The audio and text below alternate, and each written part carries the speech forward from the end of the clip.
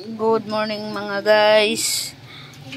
Sa mga nakasubaybay sa akin sa YouTube account ko, pasensya na muna, wala muna tayong fishing kasi yung bagyo dito sa amin.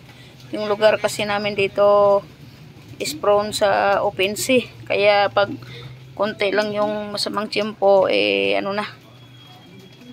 na kayang lautan sa malalim.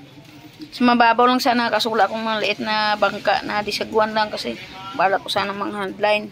Kaya abang-abang lang po, pasensya na po, halos magtatatlong buwan na hindi masyado kami nakalaot. Ayan po, gumawa po ako ngayon ng bagong gaff. Lahat ng gaff ko po ganito yung shape, parang hook. Bagong-bago po ito kasi yung gaff ko dito ay nasa 4. Tapos na wala yung yung isa na yung natangay ng yellowfin tuna.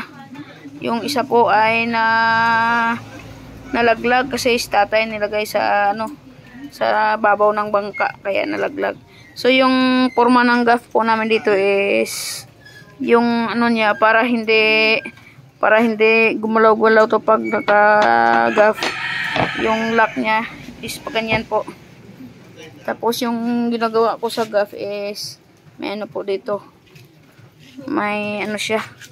Babarinahan, ko pa po dito. Puputasan ko pa po ng barina. Yan, nakaganyan po siya. Yan yung matibay na paggawa ng gaff. Ganyan po yung forma niya. Sandali lang. Ganyan po yung forma niya. Yan, ganyan. Tapos, yung handle po, pag ako yung gumawa, yung gaff, yung handle is pa ganito. Ganito talaga pag ako gumawa ng handle. Madali lang po yan, nilalagari ko lang. Tapos yung dati yung paggawa ko halos lagari lahat, mahirap.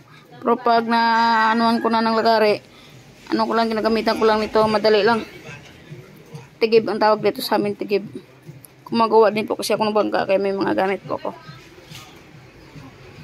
Para yung grip po ng kamay is secure po talaga. Sige, abang-abang na lang po. Siguro pag gumanda yung panahon, mag-jig na kami. Kami nangangati na. Hindi kasi nakapaglaot. Balak na sanang maglaot kasi ready ng lahat. Naka-change oil na rin po ako ng aking bangka. Yan po. Inintay ko na lang po yung barina kasi bubutasan pa dito. Hanggang dito lang yung butas. Ito niya is mag-level sa kahoy. At saka tatalian at lagyan ng epoxy. Sige po, yan lang po muna. Pasensya na po kayo. Update na lang.